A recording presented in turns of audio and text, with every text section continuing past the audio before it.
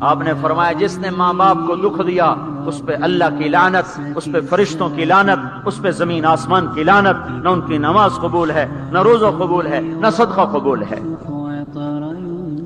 موسیٰ علیہ السلام نے کہا یا اللہ میرا جنت کا ساتھی کون ہے؟ اللہ نے کہا فلاں قصائی۔ قصائی نہ کوئی مجاہد، نہ غازی، نہ شہید، نہ کوئی مفسر، نہ کوئی ولی، نہ ابدال، قصائی۔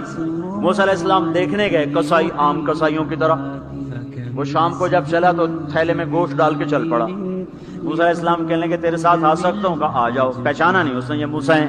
وہ گھر گیا، اس نے روٹی بنائی، ہانڈی چڑھا دی، آٹا گوندنے بیٹھا، روٹی تیار کی، سالن تیار کیا، تھالی میں رکھا۔ ایک عورت ایسے لیٹی پڑی تھی روئی کی گالی کی طرح، اس کو اٹھا کے کندھے کا آسرا دیا اور نوالے بنا کے اس کو کھلاتا رہا۔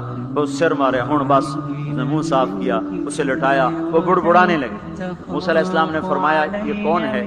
کہا یہ میری اماں ہے، میں صبح اس کے سارے کام کر کے جاتا ہوں، پھر شام کو آ کر پہلے اس کی خدمت کرتا ہوں۔ اپنی بیوی سے کہو نہیں آخر میرے پیچھے میری ماں نے روٹی کھوا دی، جیسے ہمارا رواج ہے۔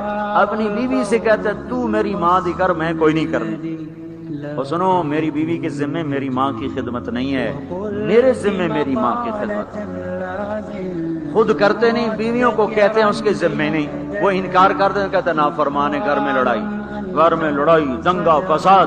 پاگل تو نے چھاتی نوچی ہے ماں کی، تیرے ذمے ماں کی خدمت ہے، تیری بیوی کے ذمے نہیں ہے۔ وہ کر دے، اس کا احسان ہے، کرنی چاہیے، نیکی ہے، اس کا احسان ہے، نہ کرے تو وہ مجرم نہیں ہے۔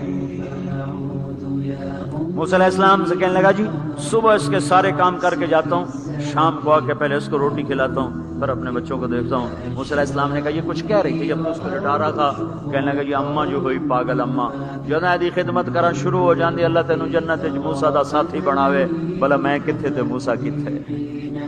جب بھی اس کی خدمت کرتا ہوں شروع ہو جاتی ہے اللہ تجھے جنت میں موسیٰ کا ساتھ دے، بھلا جی میں کہاں، میں کسائی کتھے تے موسیٰ کتھے۔